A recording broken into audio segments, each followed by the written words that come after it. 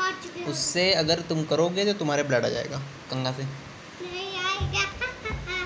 आ जाएगा, बहुत तेज आता है। धीरे धीरे कर रहा हूँ, धीरे धीरे आ जाएगा।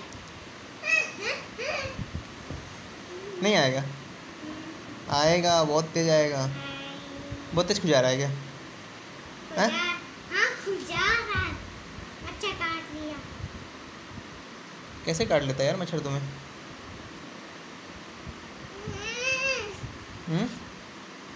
उससे मत खुजाओ,